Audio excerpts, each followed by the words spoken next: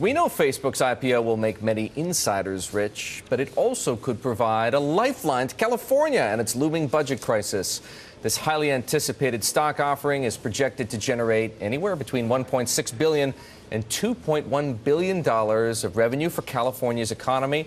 Our next guest is Steve Wesley, the former controller and chief fiscal officer of the Golden State. He's also a venture capitalist and managing partner of the Wesley Group. He's with us via Skype from San Jose. So, Steve, you understand how the sausage gets made in California's budget process. Explain to us how it is that Facebook is going to help California.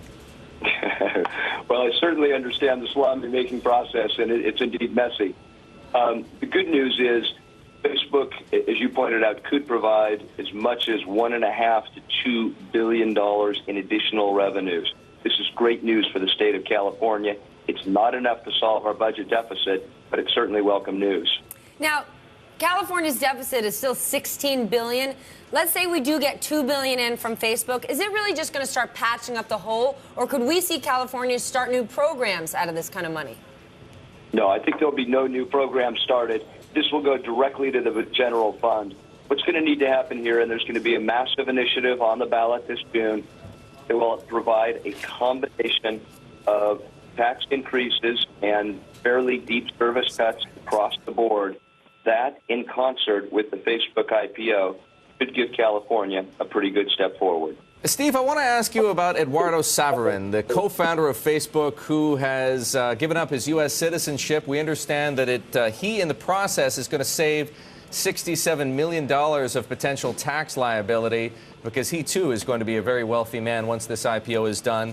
How is that playing out in California? Do people feel as though it's a betrayal of sorts? And do they worry that other foreigners, because there are many of them in the Valley, will choose to follow in Saverin's footsteps and give up a U.S. citizenship in order to keep the riches that you can harvest in an IPO like this? You always hear stories like this. The fact of the matter is very few people are going to leave the country. A few people might leave California, but let's face it, this is one of the most beautiful states in the country, the finest public university system in the world, and, frankly, an extraordinary entrepreneurial climate. I think you're going to see a lot of these entrepreneurs launching off from Facebook, just as they did from eBay when I was there, to start their next new companies. I think Facebook's young millionaires and billionaires will go on to be the next generation of entrepreneurs themselves. That's great news for California and, frankly, great news for America. You know, I know it's tongue-in-cheek, but sometimes California is compared to Greece. They say California is America's Greece. Could California default? But with Facebook, with tech, with VC, with green technology, would you say California is America's growth story? I think America certainly is, or California certainly is America's growth story. 3 quick points. First, we have a economy that's close to $2 trillion. We're the 8th largest economy in the world. This is a stunning accomplishment for a single state. Second, I think America in California in many ways represents the best of America. We are the innovation engine for the country.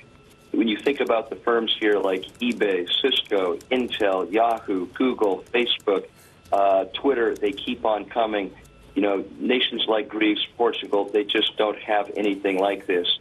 For all the complaining and hand-wringing about California's occasional budget deficit, I don't know if there's another state or country in the world that would not want to change places with us in a millisecond.